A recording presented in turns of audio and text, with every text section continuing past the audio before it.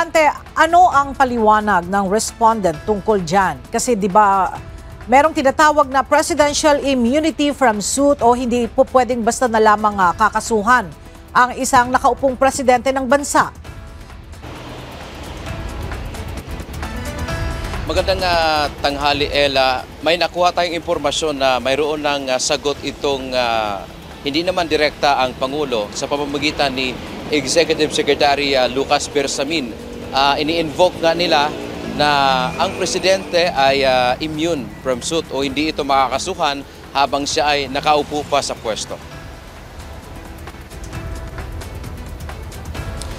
Bago matapos ang oral argument sa mga petisyon kaugnay na paglipat sa 89.9 billion pesos na pondo ng Philippine Health Insurance Corporation o PhilHealth, hiningi ni Bayan Muna Chairman Attorney Nery Colmenares sa Korte Suprema na dapat manatiling kasama si Pangulong Ferdinand Marcos Jr. sa mga respondent sa kaso. Si Colmenares ay isa sa petitioner sa petisyon ng Bayan Muna. Ginawa ni Colmenares ang apela sa Korte matapos ang musyon ni Solicitor General Menardo Guevara na alisin bilang respondent si PBBM sa petisyon dahil bilang presidente ay may immunity from suit o hindi ito pwedeng kasuhan. Pero paliwanag ni Colmenares, may kapangyarihan ang Supreme Court na ito ay i-modify o baguhin. Binanggit ni Colmenares na sa ilalim ng 1973 Constitution ay nakalagay ang immune from suit ang Pangulo, pero sa 1987 Constitution ay inalis na ito. Dagdag pa nito ang ginawa ni PBBM na pag-certify bilang urgent ang pagpapasa ng 2025 General Appropriations Act ay nawala namang emergency ay personal. Ito ay isang short circuit o minadali na proseso na hindi dumaan sa tamang prosesong legal. Imposition din anya sa co-equal branch ng gobyerno o ng Kongreso ang hakbang ng presidente.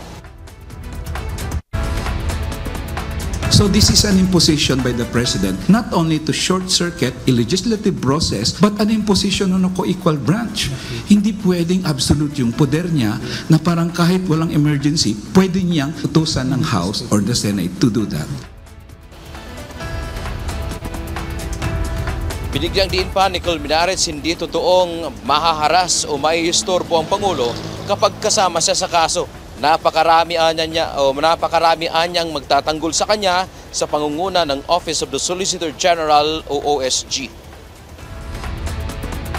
But if there are cases that will be filed like this, Your Honor, we contend that the President cannot be harassed. He has biggest law firm in the country, composed of very intelligent Solicitor Generals and Assistant Solicitor Generals, Your Honor. How can he be harassed with that? Ela ang naging tugon naman kahapon ng Korte Suprema sa pamamagitan ni Supreme Court Chief Justice Alexander Gesmundo ay maglalabas sila ng agarang resolusyon dito sa issue nga ng paghiling ng SolGen na dapat alisin si PBBM bilang respondent dito sa kaso ng PhilHealth. Gayon din yung pakikinggan din nila yung pleading naman o apela ng kampo ng mga petitioner sa pamamagitan ni Attorney Nery Colmenares na dapat manatili ang Pangulo bilang parte dito sa kaso. Yan mo nating update mula dito sa Baguio City. Balik sa iyo, Ella. Maraming salamat, Dante Amento.